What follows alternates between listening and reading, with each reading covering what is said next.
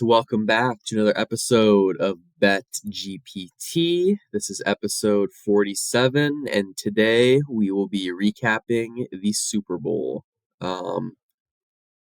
As you guys know, I was feeling pretty confident on the Niners. Didn't get home. Slade, of course, was just as confident, if not more, for the Kansas City Chiefs.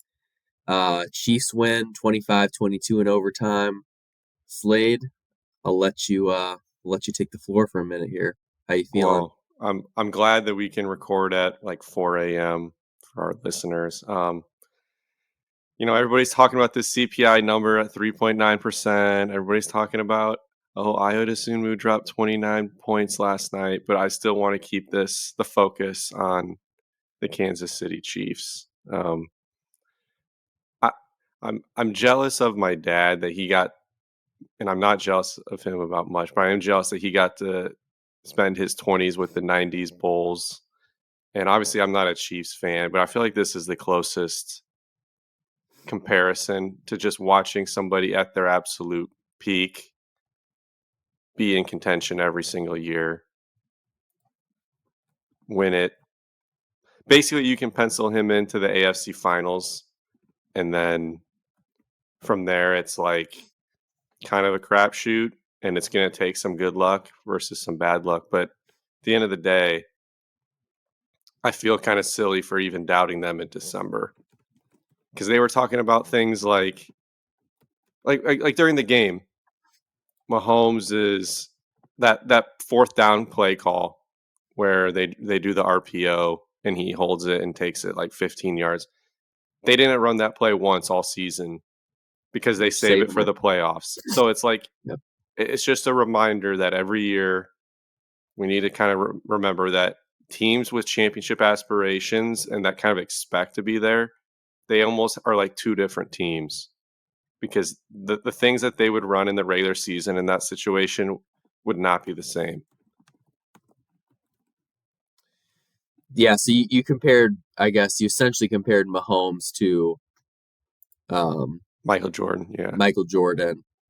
Mahomes is 28 years old. He's been to 4 Super Bowls. He's won 3 of them. He only has 3 playoff losses in his career. He lost to the Patriots in OT in the 2019 AFC Championship Didn't game. get the ball back. Didn't get the ball back. They lost in the Super Bowl once again to Tom Brady and the Bucs, and then they lost in the AFC Championship to the Bengals a couple years ago when probably he played his worst half of football, that second half of that game. Other than that, he's been pretty flawless playoff-wise. Yeah, like you said, they're a team that I guess, a lesson to me and all the people who doubted them. This is a team that no matter what they do, any stretch of games, if they're, week 12 to week 17 going 1-4, 2-3, as long as they're in the wild card, they prove that they can win road games now, which they didn't. Hadn't had to do that before. It's not too long ago, December 25th, the Raiders beat the Chiefs 20-14. The Raiders completed 0 passes in the second half. If you would have told me that team won the Super Bowl, I would have told you were crazy. I was also telling you were crazy like 2 weeks ago. The Chiefs were going to win. I was gonna say, that was probably the point where I started to think the Chiefs weren't going to win it all, and then there was a moment where I thought the Ravens were just really good, and I kind of got distracted by that. But I've never been worried about the Bills, and I guess the reason I've been a Mahomes fan, and I'll probably cool it now that the Bears are going to have Caleb Williams and we'll be competing with them for Super Bowls and things like that. But yeah, it's just, I get so tired of hearing these people trying to make everything a rivalry, trying to make everything a looking for the next guy. And it's like, this guy is so much better than everyone else. Like, what are we doing? It could be the same thing if it was Josh Allen or Burrow. Like, Burrow's the only one that I even like have any sort of fear if you're a Chiefs fan of. The rest of these guys, no, it's not close. He can't stay on the field anyway, so it doesn't even matter. Yeah, Mahomes was playing on a bum ankle last year. I think he sprained it twice over like the span of a month, and he still goes out and plays and is completely normal. He's still running, he's still taking hits, still stepping into throws. So Yeah. yeah, he's a different breed. The gap between 1 and 2 is extraordinarily large. So I hope that next year when Josh Allen has an awesome game in October, or it could be whoever, it could be Herbert or I don't know, who cares? Tua, they'll be. I don't want to hear, oh, Tua's better than Mahomes. Like, there's all these tweets on Twitter that are getting like retweeted right now of like these experts who are saying that Josh Allen was better than Mahomes, like literally 6 weeks ago, or even at the beginning of the playoffs, and it's like, just shut up. That's it. Just shut up. We're gonna do this every single year. I mean, Mahomes had the most drops in the league. He had no 1,000-yard rusher, no 1,000-yard receiver. He had the most penalized team in the league on offense. He had the toughest road in NFL history to get to a Super Bowl. And here we are. So I'm not going to belabor the point. Like I said, I'm going to cool it with my Mahomes love because the Bears have their guy coming, so that's where my attention is going to be. But Yeah. All right. Yeah. Well, I'm sick of you talking about this. So let's just do the game by game breakdown. We'll go quarter by quarter. I'll give you my thoughts on the Niners. Obviously, I wasn't happy. I was on Niners money line. Lost $100 on that one. But overall, very very profitable day for me. We can get into that as we go on here. But unless you have any thoughts, I wanted to do like the play by play. go for it. Okay, so let's just kind of take this quarter by quarter. I got the box score pulled up here. One thing I do want to point out, you mentioned that the wide receivers had been struggling all year, and that was, I guess, at least one of my big hesitations of ever backing the Chiefs. They didn't even really get any production from them today. It was No. just Mahomes finding whoever, he just one open person here and there. Like Kelsey at halftime had 1 yard, finished with 93. Nicole Hardman had 57, Watson 54. Rashee Rice, their wide receiver one, had 6 for 39. Like if you would have told me that was the case after the game, I wouldn't have said they won. But Yeah, I agree. okay. So first quarter, nothing happens. It's 0-0. They're trading punts. However, CMC, that first possession, they drive down and he fumbles. So things were looking really good for the Niners. Chiefs offense couldn't get anything going. Ends up being 0-0. And yeah, I just thought it was a very sloppy game in the first half. You also saw the Pacheco fumble Yeah. in the red zone as well.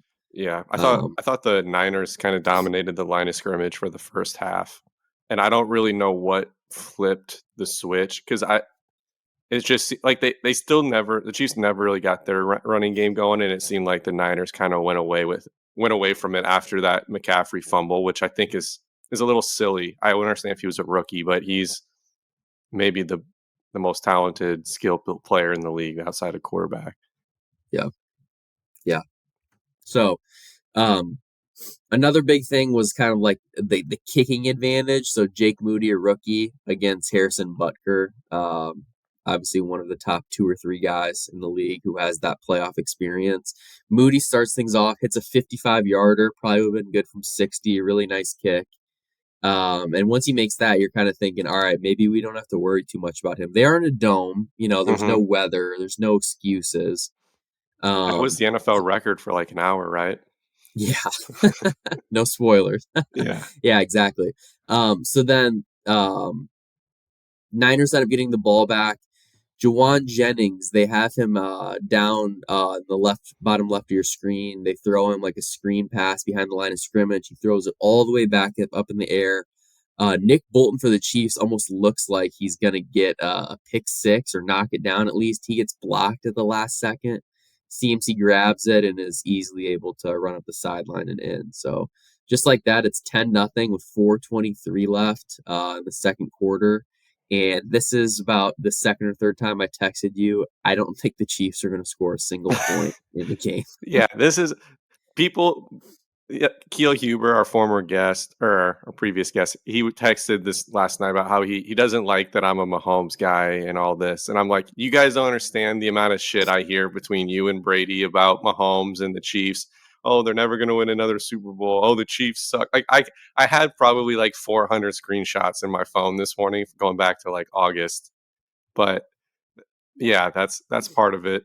So I'm not Yeah. gonna lie. There was a moment there where I was a little nervous too because the offense looked so bad. It was like I was having flashbacks of that Tampa Bay Super Bowl like 3 years ago.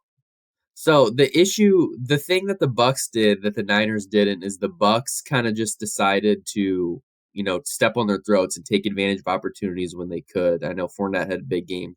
Tom Brady had some big throws to Godwin and Evans to open things up. But in this game, right before half, Niners, the Chiefs tack on a field goal, 28 yards. They had a chance to score, couldn't get it in. So it's 10-3 at half. Chiefs get the ball back to start the second half. So it's like, all right, they can come down and score, make it a 4-point game, or even tie it. Whatever. It's gonna be closer, hopefully. I think it was the first play.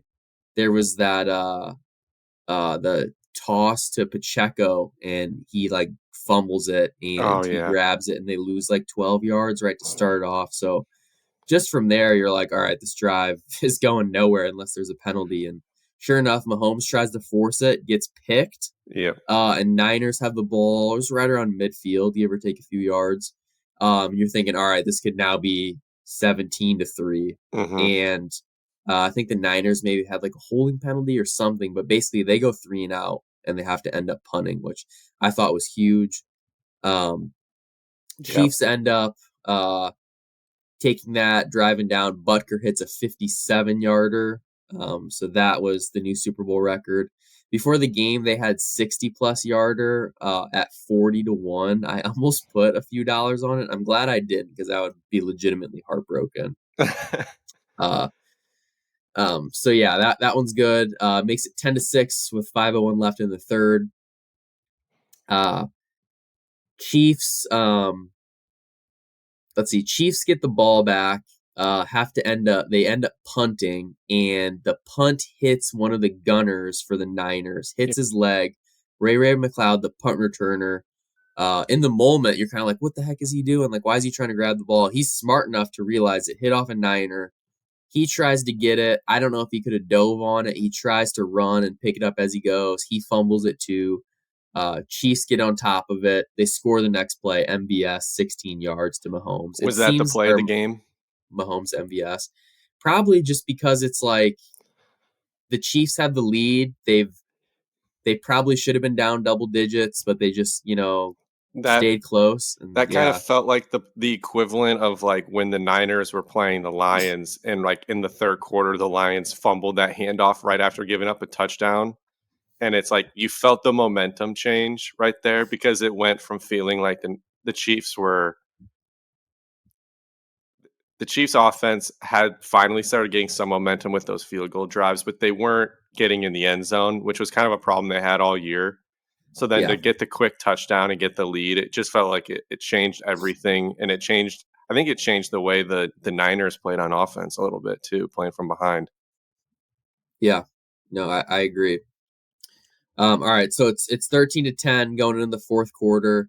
Um, Niners immediately get the ball back. They have like a 4-minute or 4 or 5 minute TD drive. Juwan Jennings 10-yard pass to Brock Purdy.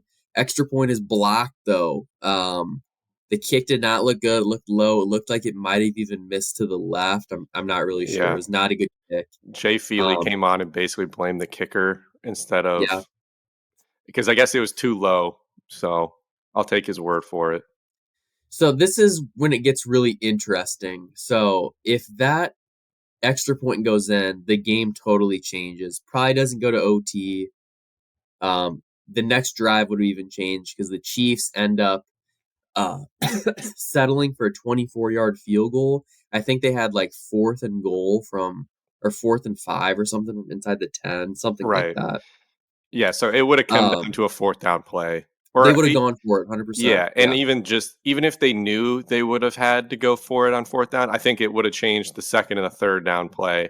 So, yeah, like you said, it would have been a totally different outcome. The butterfly effect of that would have changed the play calling of that whole sequence once they got down to the red zone. So it's hard Well, to say what would have happened.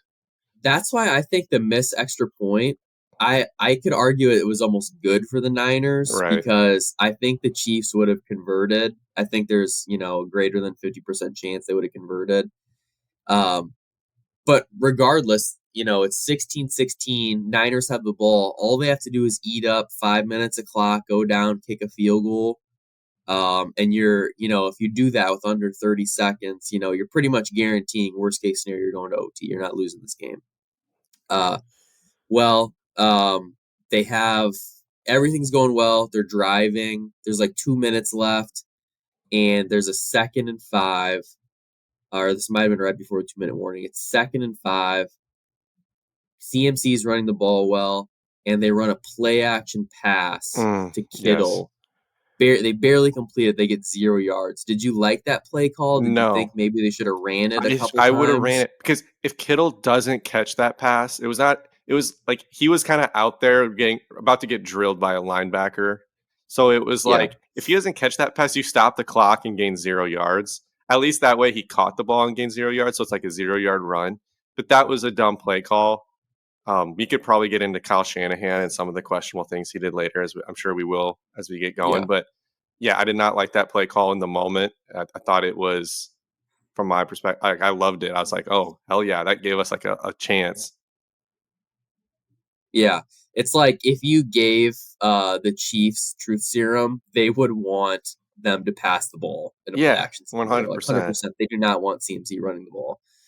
So basically, they get a 3rd and 5. Steve Spagnuolo, as he's been doing late in games, he's basically just going like with a zero blitz. He's trusting McDuffie and Snead to hold their ground, which they totally have been.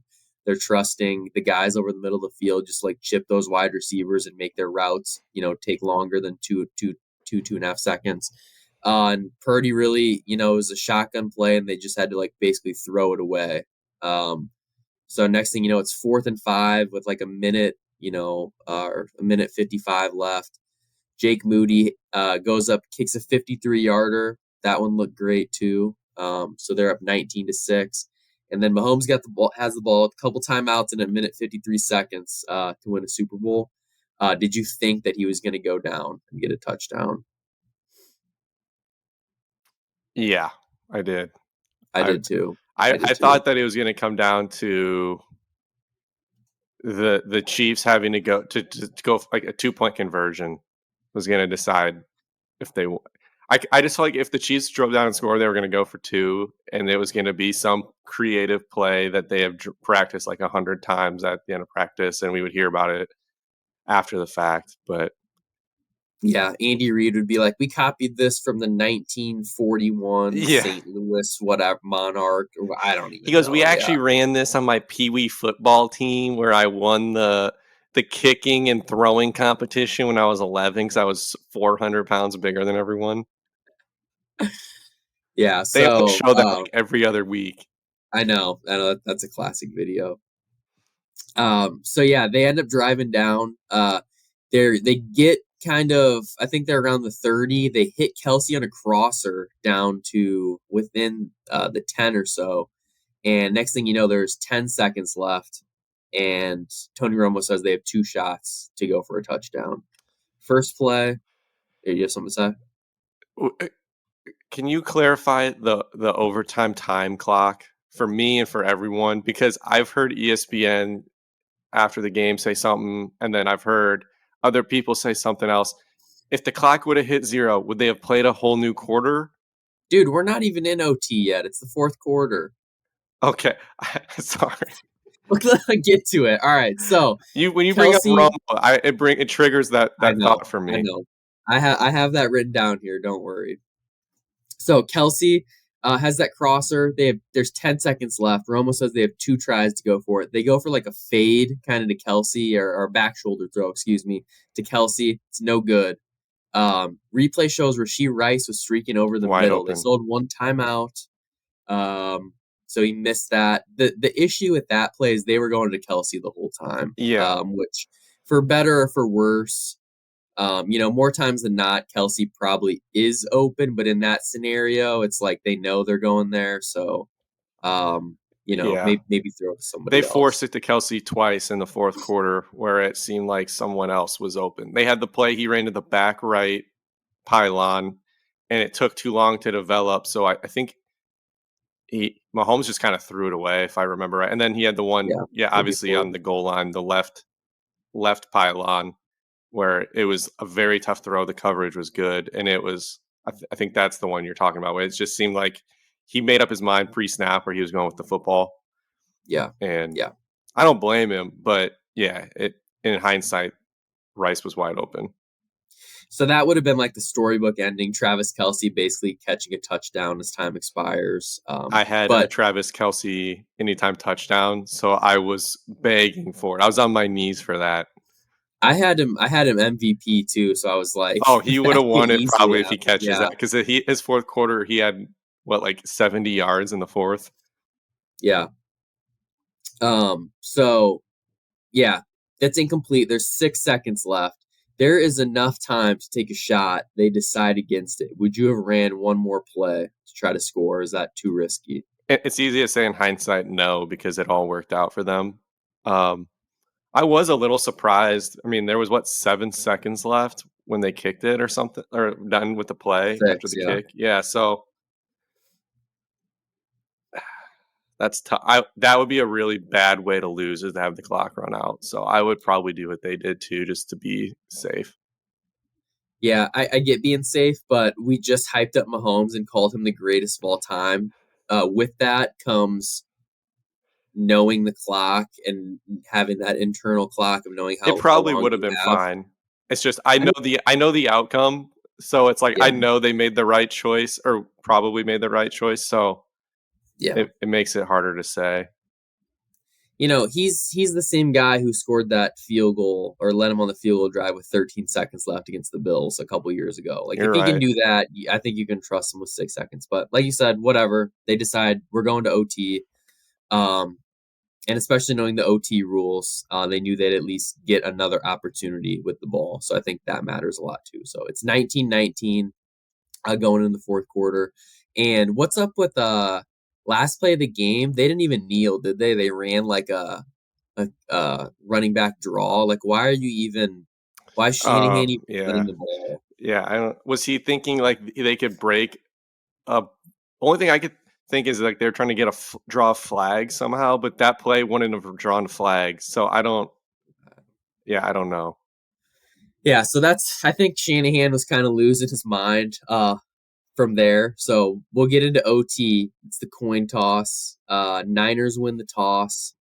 They end up deciding They want the ball.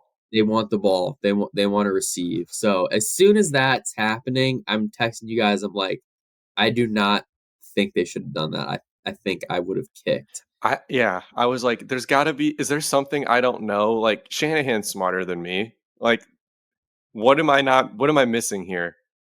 Was my thought process. Yeah. So it that's been like I guess the number one debate topic this past week is just what's the better option. So Seth Walder back on January 13th.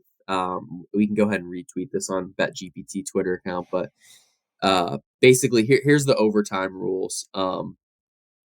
So either one.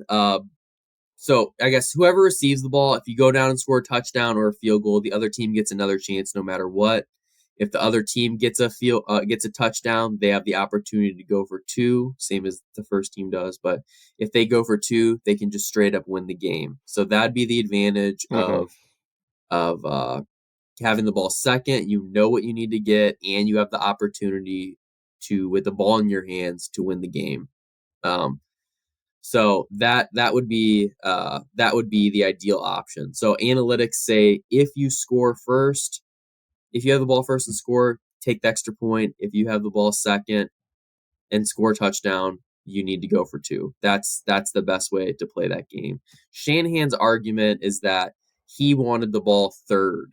So if there was a touchdown, he would get the ball, assuming no one went for two. Or I guess in more likelihood, field goal, he would get the ball third, and then that's basically go back to classic overtime rules. Next score wins.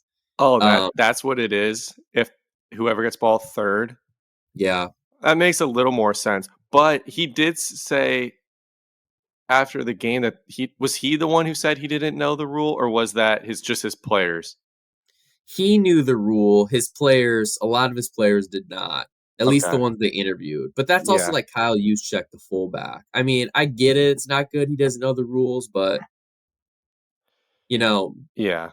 Still I seems like knew something the you should run no. through with the team. No one told me, and I knew the rule. Why did I know the rule? Yeah, I know. They should have just spent like 5 minutes going over it. I mean, knowing that if they get the ball third, that they have a chance, like, or that they would probably win. That makes more sense. So I'll take back some criticism. That is kind of still stupid though, because what if they just kick a field goal and then you don't give the Chiefs the chance to just go down and kick a field goal? I don't know. I understand at some point the game has to end, so that's tough. Um, So yeah, for OT, Niners get the ball. They It looks like they have to. Well, first off, the first possession of the game, they throw oh like a 5 yard pass that almost gets intercepted. So yeah, high risk, literally pretty much zero reward. Purdy gets out of that one. Seems like when that happened, I was just thinking about how our one of our 6 pack plays was Brock Purdy to throw an interception in that October game, and he like threw for 4 touchdowns and like a few yeah. incompletions. So yeah, where was that Brock Purdy? He did play pretty well I overall. I did. was happy with his I performance. text you guys. I'm not going to criticize him a whole lot for how he played. I thought he did about as good of a job as a Niners fan could have asked for, because you can't ask him to go out there and outplay Mahomes. He played within the offense. He made the throws that were there.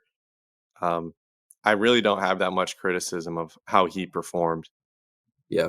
No, me either. Um, so it gets down to like a third and I don't know, third and manageable, whatever it is. It's an incomplete pass, but then there's like this phantom flag call. It looks like it is a legitimate hold, but it's not on the screen, and they're like everyone's kind of confused. Hmm. Players looking around. They call on McDuffie on a hold. So it's a first down. Niners keep driving, but they have to settle for a 27-yard field goal. All right, so Chiefs get the ball, touchdown wins it, field goal ties it. Shanahan gets his third possession. So this this final drive was kind of like it gave you a good indication of how the game was going as a whole. The Chiefs won every single high leverage play, it seemed like, and when they really needed to have it, they got it. So, for Hmm. example, there was that play in OT where MVS catches the ball for like 6 yards and he like breaks a tackle and decides to run like 8 yards backwards. That Next thing made you me know, it's like so second and mad. 12. It's like that's how the Chiefs wide receivers have been playing all year. That's what Mahomes had to deal with. So he's like, all right, let me just pick up like 6 yards here. Let me get a manageable third. But then I don't actually know. I don't think it was the same possession. I should have mentioned the possession before it got down to 4th and 1. And Hmm. Mahomes That's the play they I had was talking about earlier, where they run yeah, the RPO. So it was like he had three yep, options. He could hand it off, he could pitch it, or do like that quick screen to Kelsey. That's like basically an extension of the run game, or he can take it himself. And he took it himself for like 15 yards and got down and slid. And that was after they got a bad spot on the play before. That was probably a yeah. first down, and instead they ran it for like no yards to Pacheco. And then the next play, I was like, oh my God, if they lose because of the missed spot, I'm gonna lose my shit. But Well, what is the point of the booth being able to review everything if they don't actually even review it? yeah, it's a second down play, so they're probably like, oh, it doesn't matter. But then the next play gets stopped for like a half yard short because of they Yeah, marked it a yard behind. So that was a big play. The Niners did have that big fourth down play to Kittle. That was really close. So like that was one of their high leverage plays. That yeah, because if they don't get that, the game's over right then. yeah, yeah. But One thing I do want to add to before we finish off this Chiefs drive on the Niners possession right before where they settled for a field goal. they got down to like CMC had a big run, and that's how they kind of got into field goal range. He comes out of the game. At this point, Kittle was like out of the game too because he was hurt. Right. Oh Um, yeah. and then he came back in, but um, they each team had 3 timeouts, and CMC was not on the field. It was like Elijah Mitchell got a carry. Why does Shanahan not call a timeout and just like Yeah. give his guys all a minute to rest? I mean, I understand you want the Chiefs defense kind of on the Tired. Yeah. edge, but you want your playmakers in do or die situations. Those timeouts, no timeouts were used. Yeah. That's a So good point. I didn't think about the timeouts. Also because Kelsey or not Kelsey, Kittle came out for 2 plays or whatever. And the one play he's out, the tight end who replaced him gets a huge holding call. yes, Huge. yeah, exactly. That That was might have it. been like one That of the was it. biggest not I mean, it's not going to be talked about on, first take and stuff, but that was one of the biggest plays of the game because it basically forced the field goal. Yeah, no, thank you for bringing that up. I forgot that's what it was. So it was a holding penalty, which most likely would not have happened with Kittle. No guarantee, but obviously it's a different play. So regardless, Chiefs end up converting that short 4th and 1. They drive down. Mahomes has that huge 20-yard scramble off a read option. So he's Yeah. looking good. And basically, they get it down to the goal line and they run a play very similar to what they did in the Super Bowl last year against the Eagles that they scored twice on.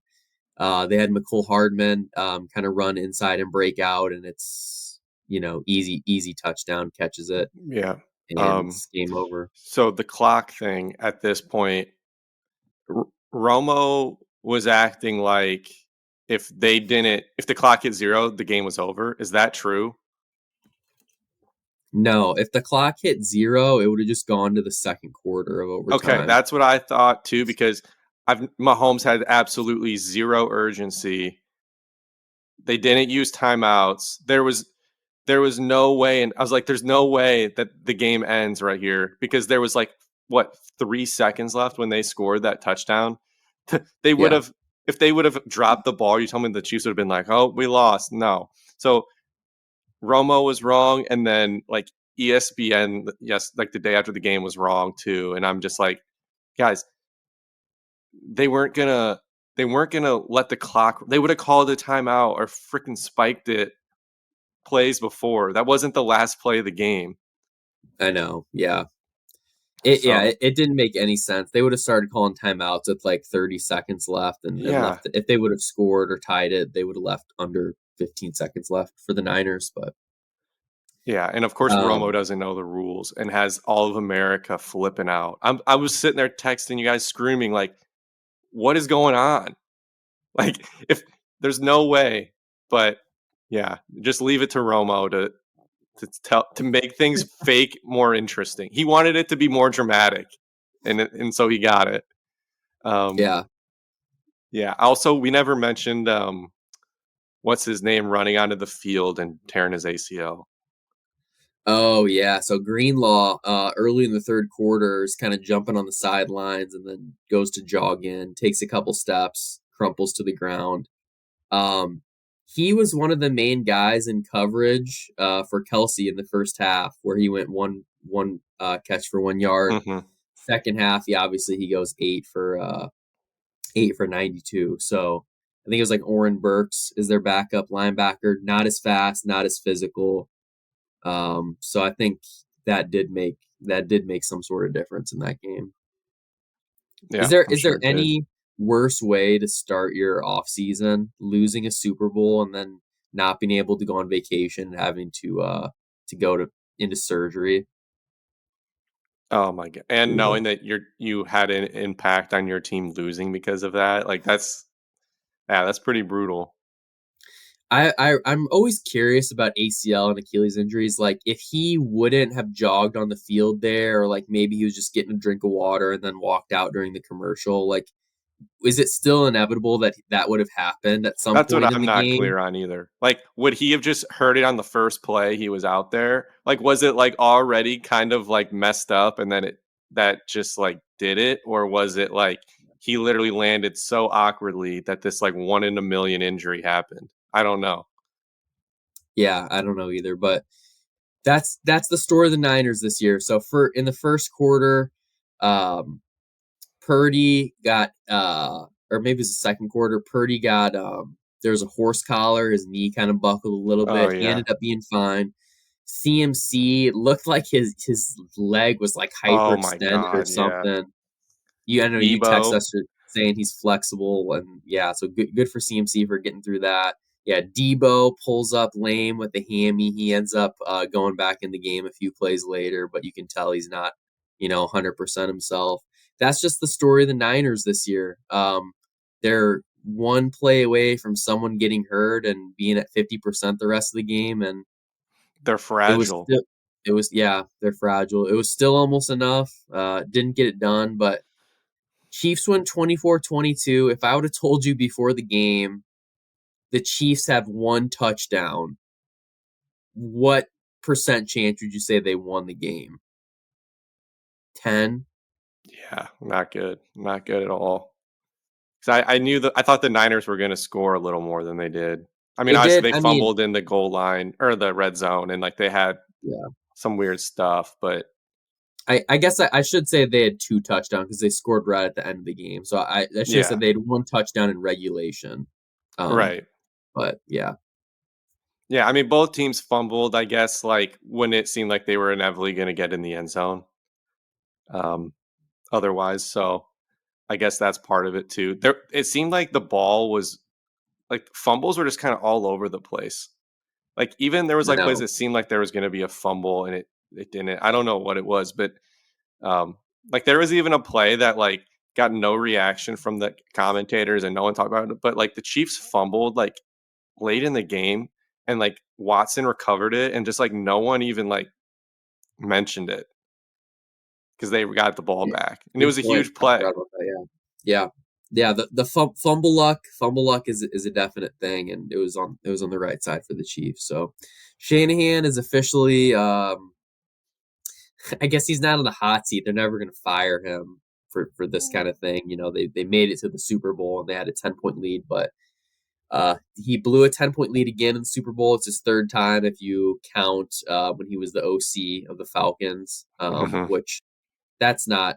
I'm not going to totally put the blame on him for that. Yes, they did struggle, but this I one will is put the blame on him for one thing in that game, and that Falcons game was that whether it's him or it's Dan Quinn, somebody's got to be telling Matt Ryan, do not snap the ball if there's 15 seconds on the play clock and the game is gonna.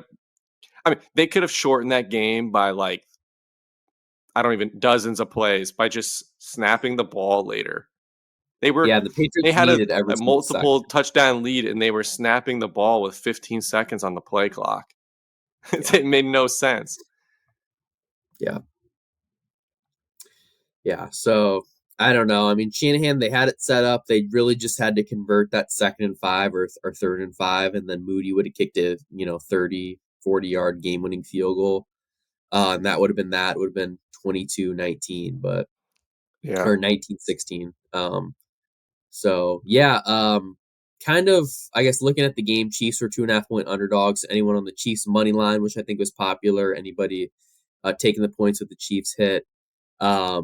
The over under for the game, it was anywhere between like 46 and 48. So OT might have screwed a few people.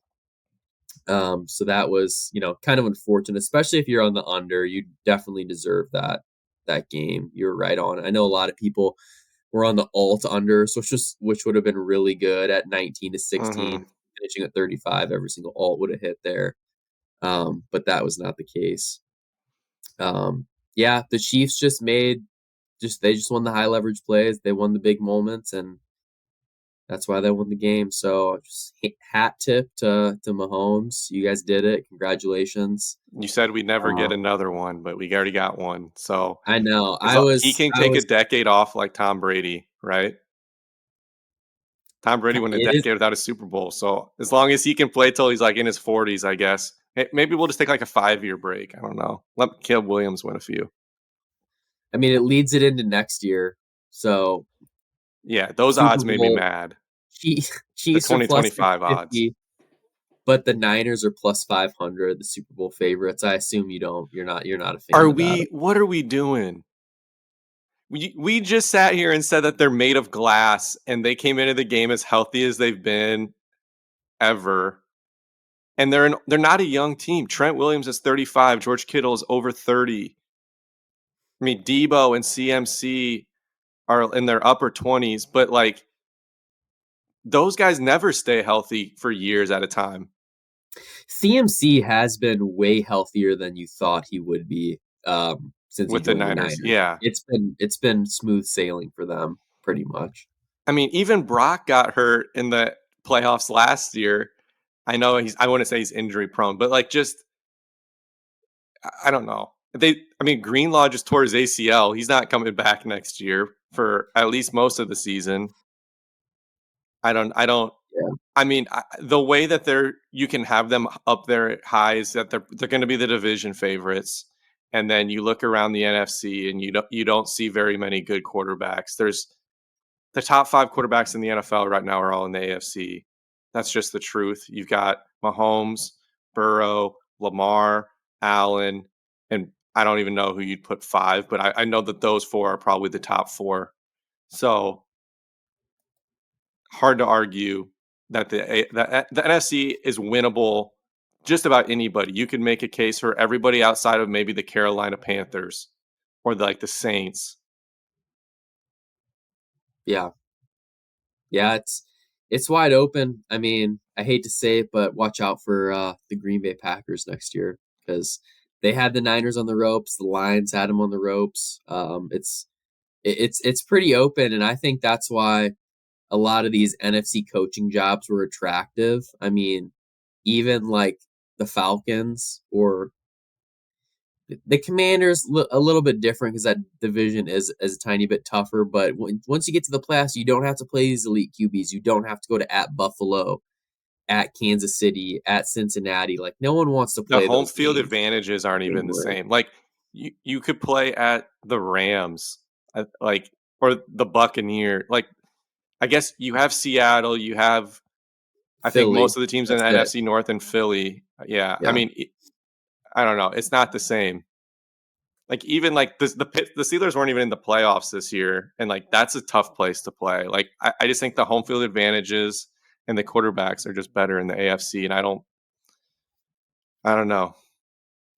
I don't know how many Yeah. times I can name drop Caleb Williams, but I feel like he could be up in that echelon pretty easily. I mean, CJ Stroud is in the AFC too. I mean, there's a lot of young QBs. Tua and the Dolphins are going to be solid still. So So here's MVP odds for next year, which I would rather bet this rather than the Super Bowl if I want to back Mahomes. Mahomes is yeah, plus 650 to win the MVP. I think that's as good a number as you're going to get.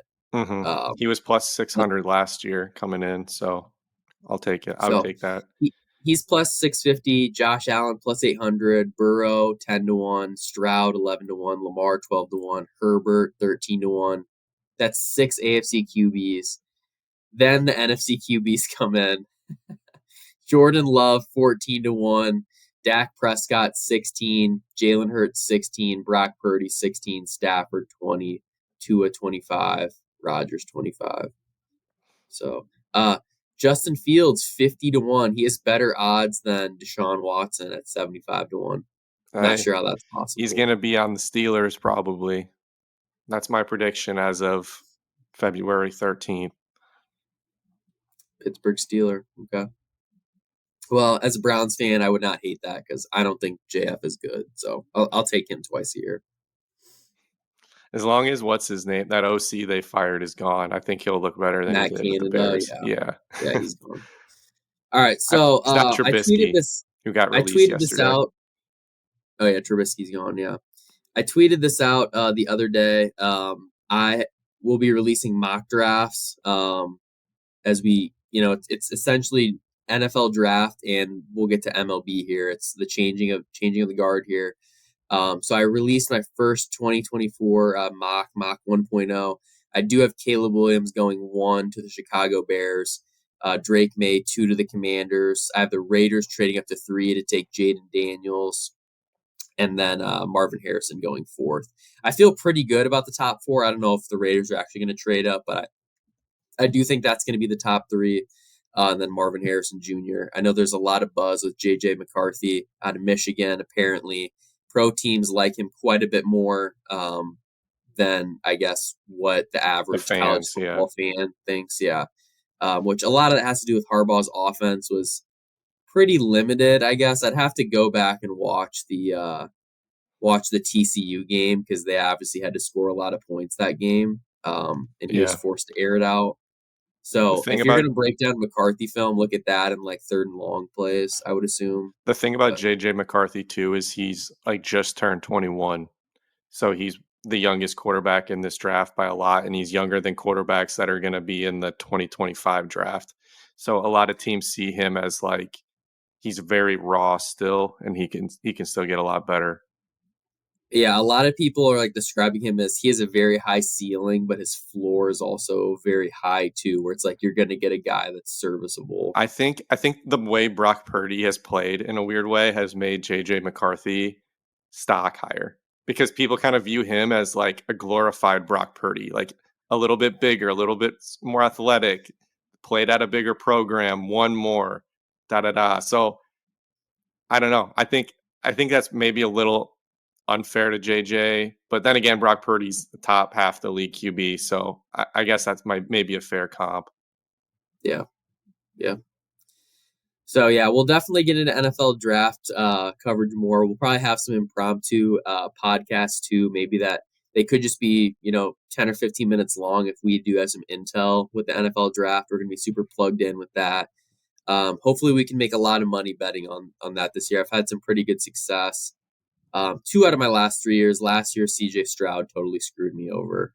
But yeah, that was on me. So yeah, looking forward to that. Slade and I, it's confirmed that we will both be in Charlotte hanging out the week of the draft.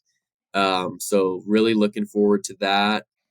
And yeah, I guess that's a wrap on football season, man. I thought we had a pretty good year. The 6-pack finished above 10 units. If we can do that for the next couple years, we Our can. kids will be able to go to college in Yeah, America. exactly. Your kids will be able to go to a private high school as you've always wanted. So. Yeah. Yeah. Any other thoughts on NFL? Are you ready to I'm turn the ready for the page? draft, man. This is my Super Bowl. Basically, it's the draft. Um, I'm excited for all of the like combine and stuff in March. Um, we'll see if there's any movement at the top based off of like the Underwear Olympics and um, interviews and things. I don't think anybody can feel 100% until you start hearing like, oh, this guy interviewed well, this guy did really well at the combine, things like that can always make a difference, especially with quarterbacks. But yeah, I'm just ready to go, and it's baseball season in my mind. I mean, I know we've got the NCAA tournament, we've got the NBA finals, but or playoffs, but I'm basically focused on baseball from this point forward. Yeah. All right. So let's see. I have a baseball trivia question for you. I texted you about this a couple months ago, and I keep forgetting to bring it up. So I was on a baseball reference like deep dive the other week. You just lay in bed and click through players' names for an hour until you fall asleep. Right. Would highly recommend it. It's very relaxing on a Saturday night. But all right, so I'm just gonna name, or I'm gonna go through. I'm gonna give you like the highlights of this player's career. I'm gonna see if you can guess it. Maybe you'll get this in 2 seconds. Maybe you won't. I don't really know what to expect, but I was just shocked by this, and I would love to hear your thoughts on this too. Once the player gets revealed, if you need a hint, I can give you um, some more information, like the player's team and whatnot. I don't want to give that away too easily, but uh, so this player played from '04 to 2016. He had 382 career home runs, but he only had a 14.7 WAR. Mike Napoli. No, not Mike Napoli. He is a first baseman. Bats lefty. 382 home runs. Oh man. Um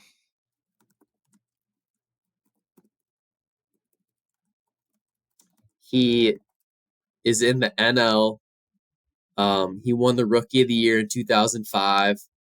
He's won an MVP in 2006, and he also has won a World Series in his career, and he's a 14.6 WAR. Holy crap. Ryan Howard?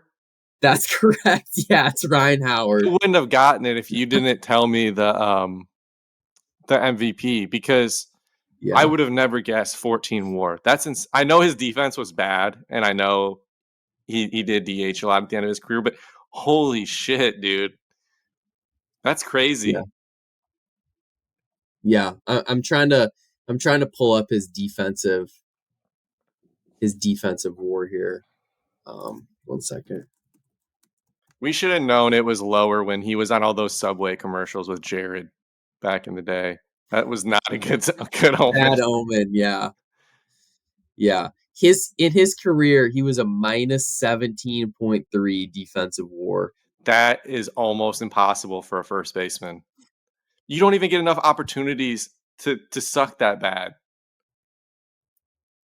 Yeah, I mean, that's you could basically put someone out on the street and do that. I know. Yeah. So Wow. another notable guy, Adam Dunn, was a really poor first baseman, but with no DH in the NL, you got to put Mhm. these guys out in the field. So probably would have had a tiny bit better career, at least defensively, if he was playing in today's game. But it's Yeah, the just pretty shift and crazy all how he, that too probably would have helped yeah, him slightly. yeah, I mean, if you take like his offensive production and just give him like what a Rizzo is at defense, where like he's a plus WAR player, and if you get and you take that minus 17 and you add like three even, so it's like a 20. That's like a 20 WAR swing. That puts him yeah, around like 35 yeah. just from being a better first baseman. So one last thing I wanted to say is in 2008, he got second in MVP voting, and he had a WAR of 1.8. that would, What do you do? that Hit would 60 homers?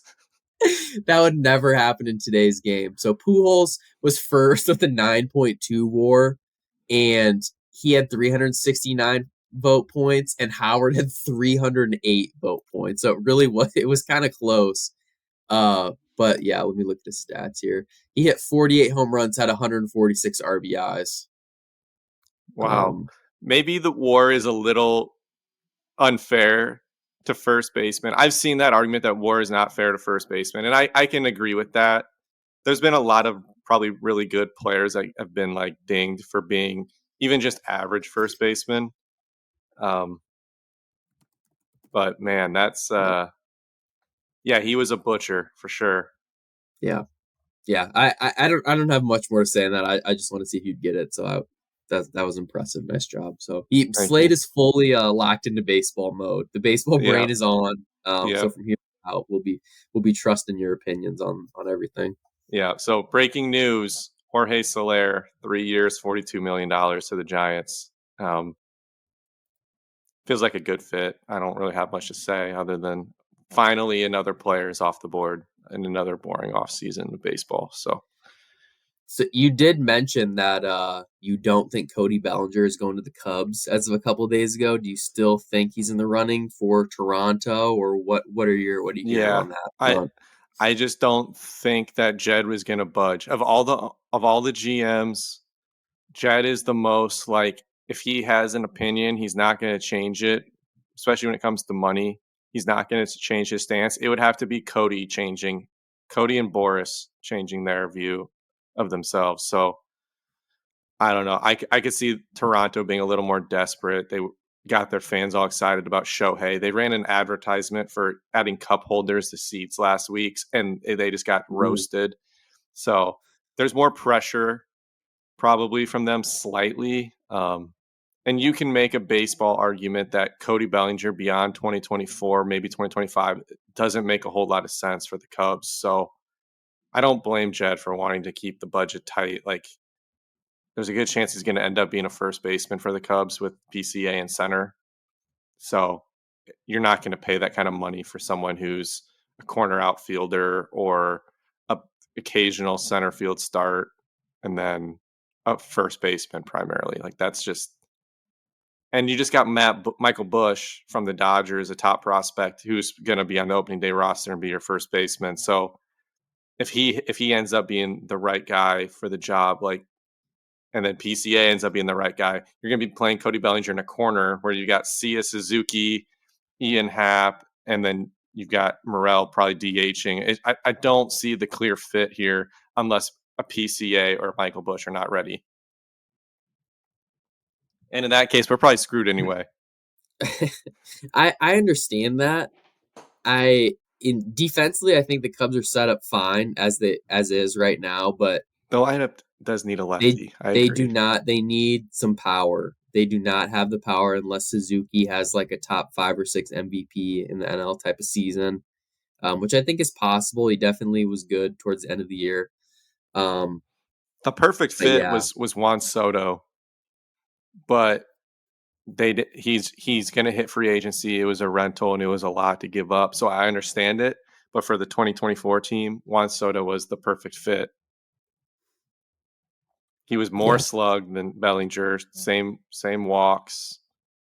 He can DH, and I don't think he'd be upset about DHing, which I think matters. And he didn't have a stretch where he was absolutely horrible and didn't really belong in he the doesn't league. have an injury history. He's been the most consistent young player probably in the league. Acuna even lost a year to injury. So, yeah, I mean, if you're gonna buy stock and not have to worry about it, I feel like it's him. So I hope the Cubs are after him, 10, 11 months from now. Yeah. Okay, well, we'll be keeping an eye on that. Opening day is March 28th, so I don't know. We're a month and a couple weeks away from that. We got pitchers and catchers reporting in a couple weeks, so looking forward to watching and at least, I guess, listen. I listen to a lot of the radio for spring training games just because I don't know. I feel like It's that's kind fun of to more hear fun. the guys you listen to all summer's voice in the spring because you like miss them. You have like 6 months of Yeah, not hearing them, so it's like, yeah, I love listening to Pat and Ron just talk for an hour of meaningless baseball once in a while. yeah, exactly. Yeah, so looking forward, I guess next month we do have March Madness, so we'll do a big podcast on that. That's probably gonna have to be, I don't know, Selection Sunday, maybe that Sunday night. We should hop on late that night and record something kind of once we filled out some brackets and looked at that. We'll also have a big MLB preview show, so that'll be good. And then plenty of draft stuff too. So And we'll make that sure to has bring it. up the Bucks That's every a yeah. episode still. That's what I was gonna say. Is the only other thing, unfortunately, we had to talk about is the NBA. So our friend Brady Ellingson is very excited for NBA All-Star Weekend coming up. Super excited All-Star game. Trade The final deadline score, was sick. yeah. So the final score for that game is going to be like 200 to 180. So a lot of defense played in that game. Looking forward to that. Breaking down the NBA standings real quick. Out of the West, T-Wolves 37-16. They're a game up on the Thunder, who are a half game up on the Clippers and Nuggets. So those are kind of like the 4 teams who I think can come out of the West. Do you think there's anyone else in the West that has a chance? Pelicans, Suns, Kings? The Pelicans have potential, I think.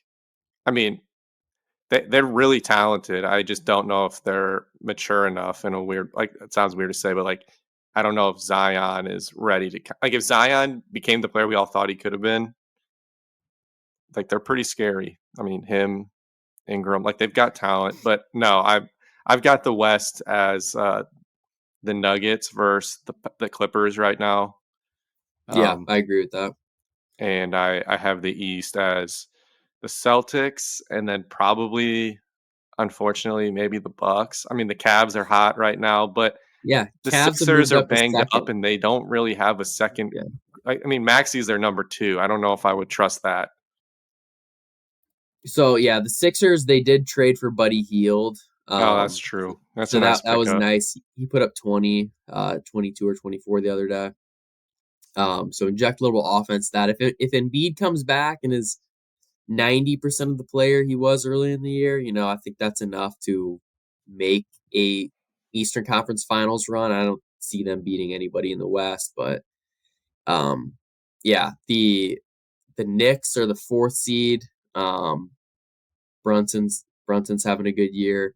Magic 6, Pacers 7, Heat are 8. You can't ever really count them out. They're not. I don't think they're really trying too hard in the regular season. They've had some good runs, some poor runs. The Bulls 9.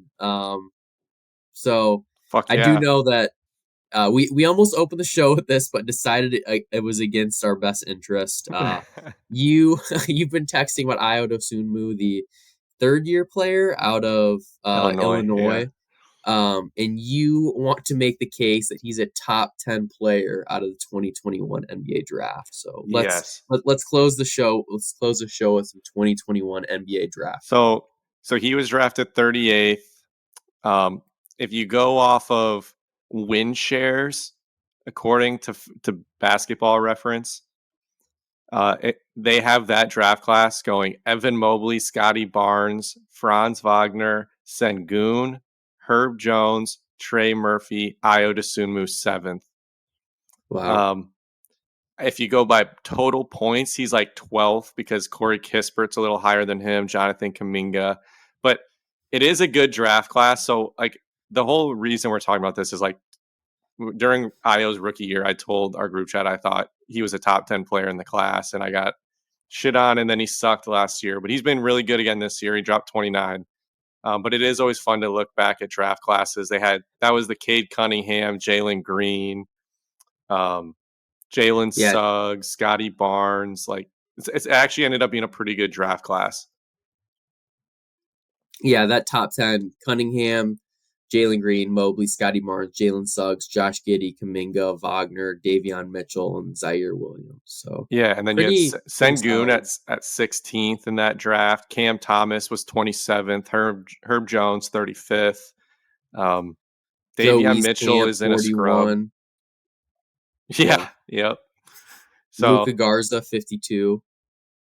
hey, that's solid. Jalen Johnson at 20th. He's actually been pretty good for the Hawks this year. Yeah. No, I agree. I agree. So, yeah, I thought you were crazy, but it looks like he is He's at probably in least right that around. 10 to somewhere between. You can make it anywhere from like 8 to like 12 range. Yeah. Yeah. Okay. The Bulls, I know the listeners don't want to hear too much about this because believe me, I do not want to talk about this. But the Bulls, the Bulls are pretty good at developing talent. Somehow, I think we got to give Billy Donovan some credit here. Kobe White is down to like plus 650 for most improved player. Um, Obviously, Baby Dirk, Laurie Markkinen had a great year last year. Um, and then they have Io who's on the come up. So I don't know. I feel like you guys have the most like good players in the league, but no one is like No really one's good. great. Yeah. Yeah. And Pat was playing really well before he sprained his ankle and was like on a minute restriction. And then now he's not even playing. Yeah. But yeah, I agree. They do have a lot of good players. They just don't have any great players. And I mean, they were started the year off like 5-14 or something, and now they're like only 2 games under 500. So they've played like 7 games above 500 since the start of November or mid-November, and that's without Zach LaVine really playing at all. So, um, kind of sucks, but the NBA is just about getting a top 5 to 10 player and multiple of them. So if you don't have that, it doesn't really matter. Yeah. Yeah. So okay. Yeah, so this is pretty much wrapped up our episode here. We'll be back next week. We got to figure out a day and a time for that because if we want to continue to give bets out, it's going to have to be a lot of college basketball for right now. So maybe we could do like an episode late next week where we kind of preview the weekend of college games. But the issue with that is we got to make sure, you listeners kind of get on it right away because there's only like Hmm. a 48-hour period where that Yeah. info is good. So Yeah. Like maybe, Friday nights or something. Fridays. yeah. So yeah, we'll have to figure that out. Maybe a little bit less picks for right now, and a little bit more analysis and like prep for March Madness is probably the way to go. Yeah. But And then we'll yeah, have we'll futures when we do our previews. I have some MLB futures. I wish I would have locked in, but the odds have already changed a ton. I did a parlay of the Dodgers and the Braves to win their division like yeah. months ago, and that was before like the Dodgers even signed like Yamamoto and all this stuff. So the odds dropped a ton, and I got that combo at even money. Oh my gosh, And then that'd probably be after at the like Braves trade for 500 right Chris now. Sale, and like both of them have like cut in half. I'm like, okay, but That's good value. yeah, That's nice. One thing I did want to mention real quick. So despite my Super Bowl loss in the Niners, I was able to hit Gatorade to be the purple Gatorade was the color for the winning team. So I was very, very happy about that. I cashed 30 units on that. So it was a good end to the night. I was a little frustrated because it was a walk-off touchdown, so they didn't actually pour Gatorade on Andy Reid right away because everyone was like hmm celebrating, and I'm just sitting there kind of like pouting, like I cannot believe like we didn't even find out the Gatorade. But then when they got everyone on stage, they poured it out, so that was a good moment for me to end the night. So 30 units, man. That's a I would lot. not. That's You like can three have your times our Mahomes. six pack. I know you can have your Super Bowl. I would not trade. Tess was like, my wife was like, would you trade your Gatorade win for Brock Purdy to win the Super Bowl? And I was like, hell no. Hell no, you I'll don't just care take enough this about Brock money. Purdy. Yeah. So, oh, and then also real quick, just dating back to last year, I do want to say on the record, my prediction for the Super Bowl was Chargers against the Eagles, and you had Chiefs over the Niners. So credit to you. I could not have been more wrong, and you could not have been more right. So Hey, I was told I was chalky, but sometimes chalky is chalky for a reason. it's true. It's true. And that's why You I think also, right now I'd probably take the Nuggets to win it all because, I mean, yeah, feels right, you know? does feel right. Okay, well, time will tell. Time will tell. All right. We really appreciate you guys listening. We hope you guys liked last episode with Joey Isaacs. I thought that was a really cool look into the life of a professional bettor.